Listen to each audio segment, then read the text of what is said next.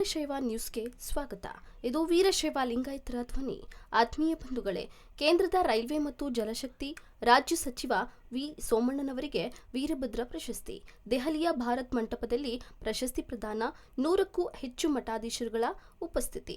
ಇದೇ ತಿಂಗಳು 12ನೇ ತಾರೀಕು ಸಂಜೆ 6 ಗಂಟೆಗೆ ದೆಹಲಿಯ ಪ್ರತಿಷ್ಠಿತ ಭಾರತ್ ಮಂಟಪದಲ್ಲಿ ನಡೆಯುವ ವೀರಭದ್ರ ಜಯಂತಿ ಕಾರ್ಯಕ್ರಮದಲ್ಲಿ 2024ರ ರಾಷ್ಟ್ರೀಯ ಪ್ರಶಸ್ತಿಯಾದ ವೀರಭದ್ರ ಪ್ರಶಸ್ತಿಯನ್ನ ಕೇಂದ್ರದ ರೈಲ್ವೆ ಮತ್ತು ಜಲಶಕ್ತಿ ಸಚಿವ ವಿ ಸೋಮಣ್ಣನವರಿಗೆ ಪ್ರದಾನ ಮಾಡಲಾಗುತ್ತಿದೆ. ವೀರಶೈವ ಲಿಂಗಾಯತ ಸಂಘಟನಾ ವೇದಿಕೆಯ ಆಶ್ರಯದಲ್ಲಿ ಪ್ರತಿ ವರ್ಷ ನೀಡಲಾಗುವ ಪ್ರಶಸ್ತಿ ಈ ವರ್ಷ ವಿ ಸೋಮಣ್ಣನವರನ್ನ ನಾಡಿನ ಮಠಾಧೀಶರುಗಳು ನೀಡುವಂತೆ ಆಶೀರ್ವದಿಸಿದ್ದಾರೆ ಎಂದು ಸಂಘಟನೆಯ ಅಧ್ಯಕ್ಷ ಪ್ರದೀಪ್ ಕಂಕಣವಾಡಿ ತಿಳಿಸಿದ್ದಾರೆ. ಬೆಂಗಳೂರು ಮಹಾನಗರ ಪಾಲಿಕೆಯ ಸದಸ್ಯರಾಗುವ ಮೂಲಕ ಕಳೆದ 40 ವರ್ಷಗಳಿಂದ ರಾಜಕೀಯ ಕ್ಷೇತ್ರದಲ್ಲಿ ಹಂತ ಹಂತವಾಗಿ ಬೆಳೆದು ಬಂದಿದ್ದಾರೆ.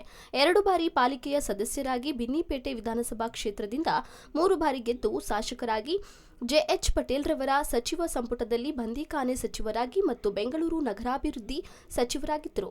ಗೋವಿಂದರಾಜನಗರದ ವಿಧಾನಸಭಾ ಕ್ಷೇತ್ರದಲ್ಲಿ ಕಾಂಗ್ರೆಸ್ ಪಕ್ಷದಿಂದ 1 ಸಲ, ಮತ್ತೊಂದು ಸಲ ಬಿಜೆಪಿಯಿಂದ ಗೆದ್ದು ಯಡಿಯೂರಪ್ಪ ಸಚಿವ ಸಂಪುಟದಲ್ಲಿ ವಸತಿ ಖಾತೆ, ಆಹಾರ ಮತ್ತು ನಾಗರಿಕ ಖಾತೆ ಸಚಿವರಾಗಿ, ಮುಜರಾಯಿ ಇಲಾಖೆ ಸಚಿವರಾಗಿ ಮತ್ತು ಜಗದೀಶ್ ಶೆಟ್ಟರ್ ಹಾಗೂ ಬಸವರಾಜ ಬೊಮ್ಮಾಯಿ ಸಚಿವ ಸಂಪುಟದಲ್ಲಿ ಸಚಿವರಾಗಿ ಕೆಲಸ ಮಾಡಿ ರಾಜ್ಯದಲ್ಲಿಯೇ ಒಳ್ಳೆಯ ಕೆಲಸಗಾರನೆಂದು ಗುರುತಿಸಿಕೊಂಡಿದ್ದಾರೆ. 2 ಸಲ ವಿಧಾನ ಪರಿಷತ್ತಿನ ಸದಸ್ಯರೂ ಆಗಿದ್ದ ಸೋಮಣ್ಣನವರು 18ನೇ ಲೋಕಸಭೆಗೆ ತುಮಕೂರು ಕ್ಷೇತ್ರದಿಂದ ಗೆದ್ದು ಕೇಂದ್ರದಲ್ಲಿ ನರೇಂದ್ರ ಮೋದಿ ಸಚಿವ ಸಂಪುಟದಲ್ಲಿ ಮಂತ್ರಿಯಾಗಿದ್ದಾರೆ. ಇವರ ಸಾಮಾಜಿಕ, ರಾಜಕೀಯ, ಶೈಕ್ಷಣಿಕ ಸೇವೆಯನ್ನ ಪರಿಗಣಿಸಿ ಪ್ರಶಸ್ತಿ ನೀಡಲಾಗುತ್ತಿದೆ. ಕಳೆದ 6 ವರ್ಷದಿಂದ ವೀರಶೈವ ಲಿಂಗಾಯತ ಸಂಘಟನಾ ವೇದಿಕೆಯಿಂದ ದೇಶದಾದ್ಯಂತ ವೀರಭದ್ರ ಜಯಂತಿಯನ್ನ ಆಚರಿಸಲಾಗುತ್ತಿದೆ. 3 ಸಾಧಕರಿಗೆ ವೀರಭದ್ರ ಪ್ರಶಸ್ತಿಯನ್ನ ಮಾಜಿ ಮುಖ್ಯಮಂತ್ರಿ ಬಿಎಸ್ ಯಡಿಯೂರಪ್ಪ, ಪ್ರಭಾಕರ್ ಕೋರೆ, ಇಸ್ರೋ ಅಧ್ಯಕ್ಷರಾಗಿರುವ ಎಸ್ ಸೋಮನಾಥ್ ರವರಿಗೆ ಪ್ರಶಸ್ತಿ ನೀಡಲಾಗಿದೆ. ವರದಿ ಸಿಂಚನ ಗಾಂಧಿ.